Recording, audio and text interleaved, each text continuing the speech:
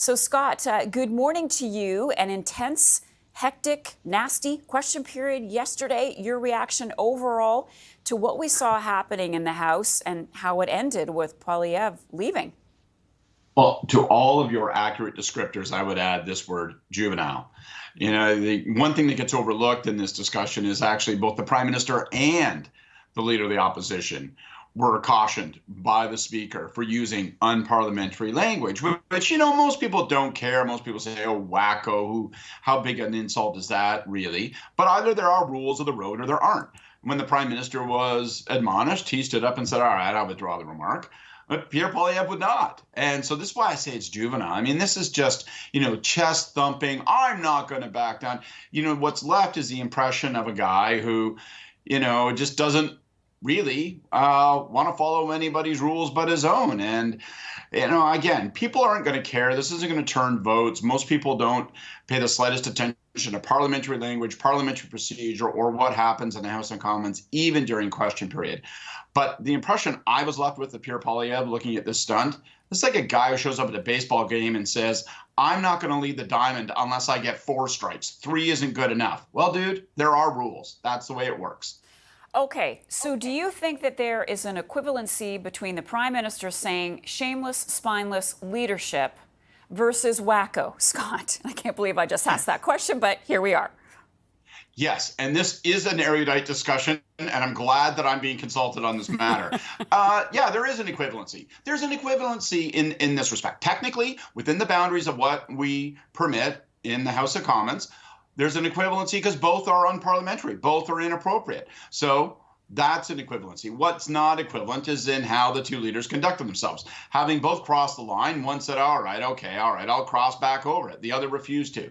Again, from my perspective, I think there's a couple of things going on. One, Pierre Poilievre knows he can get away with this kind of thing. Why? Because the prime minister is unpopular. And as long as his ire is directed at the unpopular prime minister, his betting, and he's probably right, is that no one will care. But the question is, what happens if Pierre Poilievre does become prime minister?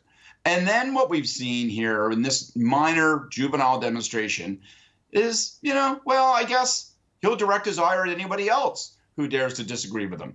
And he will only follow rules that he finds convenient. And, it's going to really be interesting to see if Pierre Poilievre does become prime minister, how he comports himself, because none of this is encouraging. All of this suggests a guy who thinks that he's either right or even when he's wrong, he's justified, and therefore he's going to do what he pleases. Okay, what about the speaker? It was criticism of him warranted? I didn't really think so, and I'm not. I've known the speaker, to be honest with you, for 25, 30 years. I've not been his biggest cheerleader during his tenure. I think that he does have a tendency to present himself a little bit hubristically. I think that he's shown poor judgment. We know about the one incident, obviously. But I don't know what the umpire is supposed to do when someone kicks dirt. I mean, ultimately, the language is clear. You're not supposed to use it. If we don't care about that, if we're going to say, well, don't enforce the rules or change the rules, well, that's one thing.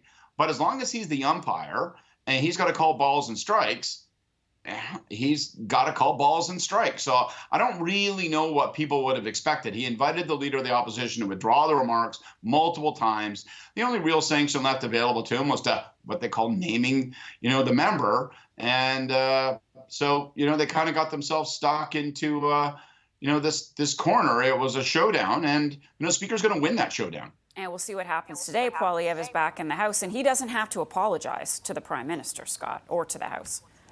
Well, good thing, because he sure as hell will never apologize. We'll leave it right there for today. Scott Reid, he is our CTV News political commentator. Thank you so much.